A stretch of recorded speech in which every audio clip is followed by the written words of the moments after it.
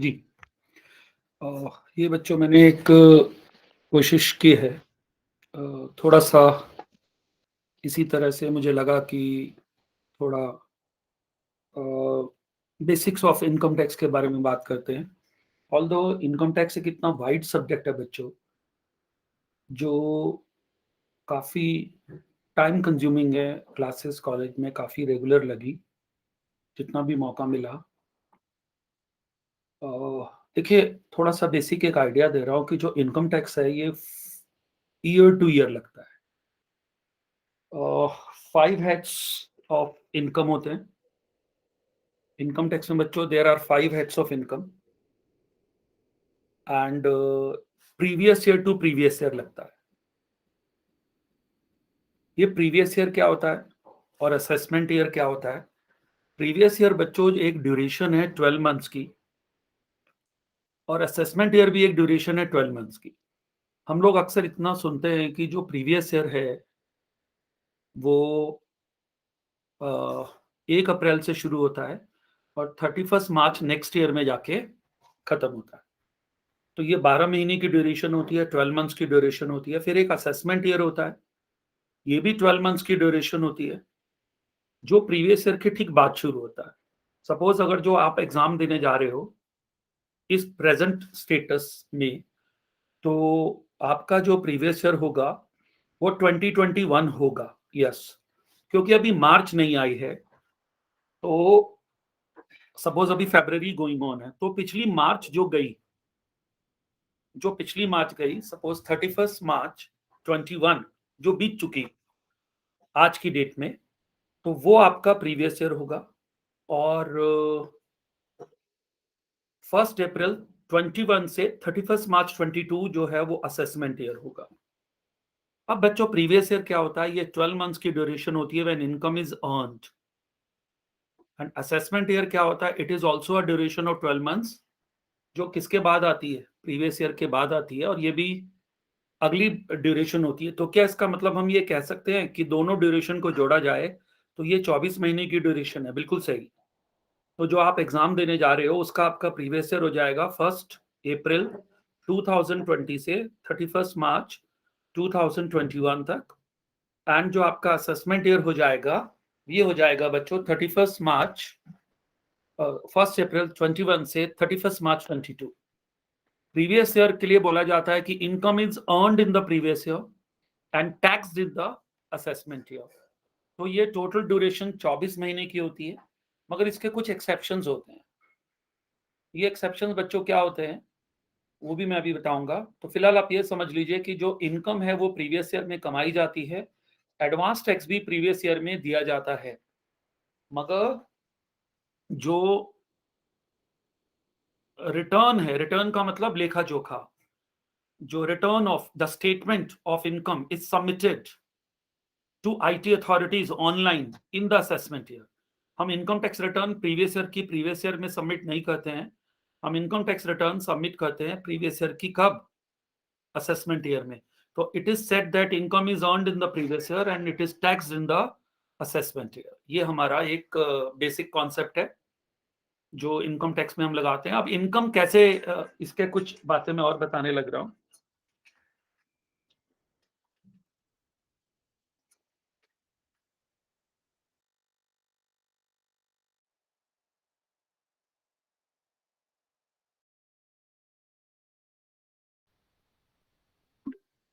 तो जो मैं बात कंटिन्यू कर रहा था कि जो इनकम टैक्स है ये 5 हेड्स पे लगता है।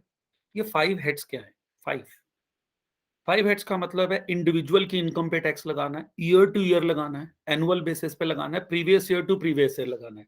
अभी मैंने आपको वो वीडियो कट हो गया था, तो उसमें मैंने ये बताया था कि आपका जो प्रीवियस ईयर है ये है 2021, 2020 से 2021 is your previous year and your assessment year is 21-22 in the coming exam. Very soon it will become, it will change. And now, as I told you, what is a normal rule? Normal rule is previous year is a duration of 12 months, 1st April 21, 1st April 20 से 31st March 21. An assessment year is also a duration of 12 months.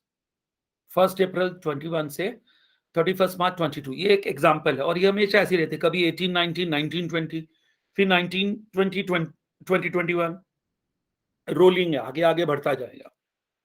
तो 12 months का previous year है, 12 months का assessment year है। क्या इसके कुछ exceptions भी हैं? टोटल ड्यूरेशन 24 मंथ्स है। यस, कुछ एक्सेप्शंस है।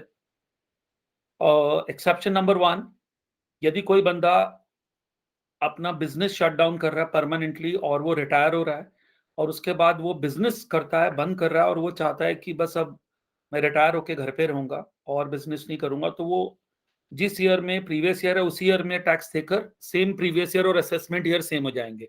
If he has close down his business permanently, if a person is living India and going to abroad on a permanent basis as a permanent citizen of some other country he has taken, so he wants to wind up his activities in India, तो उसके लिए भी ये हो जाएगा, ये नियम लगेगा कि जो प्रीवियस ईयर है और जो असेसमेंट ईयर है वो 24 महीने होना जरूरी नहीं है, तो वो लेस देन 24 मंथ्स का ड्यूरेशन हो सकता है।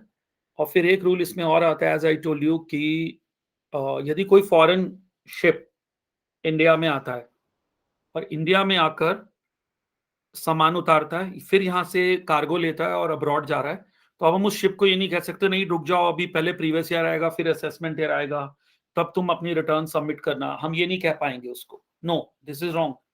सर वो तो बिजनेस करने के लिए इंडिया में आया, शिप है, यहाँ पे सेल करता हुआ आया, पोर्ट पे आएगा, सामान उतारेगा, फिर यहाँ से सामान लेगा, फिर अपना सी रूट पे निकल जाएगा लंबा, तो उसके केस में प्रीवियस ईयर और असेसमेंट ईयर का रूल नहीं लगेगा। ये वायलेट वो है, एक्सेप्शंस है। जैसे क्वेश्चन आता है what are the exception to the general rule, फिर आता है इसी में बच्चों, इसी में ही आगे आता है, इसी में आगे कि यदि कोई बंदा, एक वर्ड आता है टैक्स इवेजन, कर की चोरी करने की कोशिश कर रहा है और वो बंदा अपनी इनकम को हाइड कर रहा है, इनकम टैक्स वालों को ये लग रहा है कि यदि इसको नॉर्मल ड्यूरेशन दे दिया 24 मंथ्स का, 12 मंथ्स प्रीवियस ईयर और फिर 12 मंथ्स असेसमेंट ईयर, तो फिर ये टैक्स का इवेजन कर लेगा, कर की चोरी कर लेगा, तो बेटर है कि इसको अभी के अभी इसका टैक्स लगा के काम खत्म करो। तो ये भी बच्चों एक रूल आ जाता है जिसको हम बोलते हैं कि हाँ, this is another possibility that the person can become like 24 months के से कम की ड्यूरेशन में ही can become assessee and pay tax, and we will not wait for the normal rule कि अभी 12 मंथ्स पहले प्रीवियस ईयर आएगा फिर 12 मंथ्स असेसमेंट ईयर आएगा। तो ये 3-4 एग्जांपल हैं जिसमें हमको ये लगता है कि प्रीवियस ईयर और असेसमेंट ईयर का 24 महीने वाला रूल टूट जाता है। तो ये हमारा बेसिक कॉन्सेप्ट हो गया। फिर रिपीट कर रहा हूँ, income is earned in the previous year and taxed in the assessment year. Income जो है वो प्रीवियस ईयर में कमाई जाती है और असेसमेंट ईयर में उस पर टैक्स लगता है, और दोनों ड्यूरेशन जनरली 12 मंथ्स की होती है। हाँ, यदि इनकम कमेंसमेंट, यदि इनकम अभी शुरू ही हुई है, तो पहली बार ही उसकी कमाई शुरू हुई है या जॉब लगी है, हर बंदे की नौकरी 1 अप्रैल को तो लगेगी नहीं, उस केस में हो सकता है कि वो previous year less than 12 months हो जाए। तो पहला previous year for an income can be less than 12 months, तो otherwise normal rule is 12 months previous year, then उसके बाद के 12 मंथ्स असेसमेंट ईयर बाद में आता है। अब जैसे आपने 1 अप्रैल 20 लिया तो ये आपका प्रीवियस ईयर हो गया, 1 अप्रैल 20 से 31 मार्च 21 तक, और फिर 1 अप्रैल 21 से 31 मार्च 22 तक ये असेसमेंट ईयर हो गया। ये बच्चों एक बेसिक कॉन्सेप्ट है। अब आता है इनकम क्या है। रेगुलर बेसिस पे करी गई कोई भी इकोनॉमिक एक्टिविटी क्या है बच्चों, इनकम है। Any activity which is done on a regular basis is called what, income.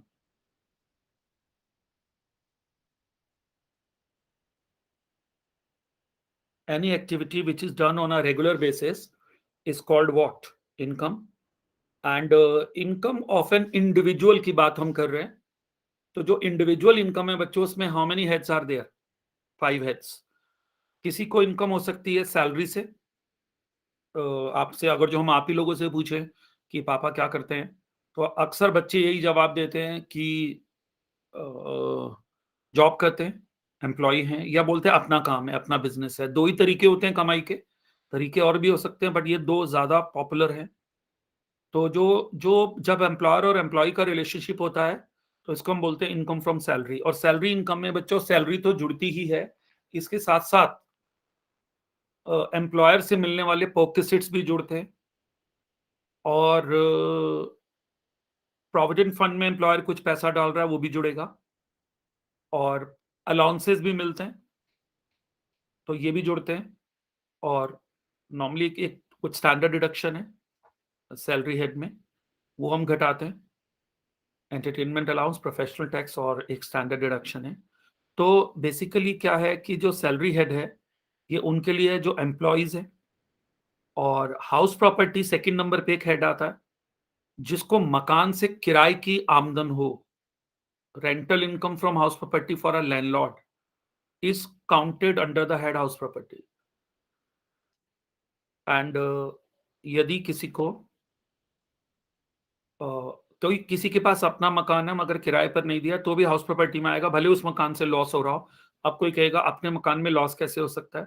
अपने मकान में लॉस हो सकता है यदि आपने मकान में रहने के लिए कोई लोन लिया है और उसका इंटरेस्ट दे रहे हैं, तो वो इंटरेस्ट का डिडक्शन मिलेगा और आपको कोई कमाई नहीं हो रही है, तो उस केस में आपको लॉस भी हो सकता है हाउस प्रॉपर्टी में। तो इनकम फ्रॉम सैलरी हो गया, इनकम फ्रॉम हाउस प्रॉपर्टी। फिर आता है बिजनेस और प्रोफेशन, ये तीसरा हेड है। तीसरे हेड में ये होता है बच्चों की बिजनेस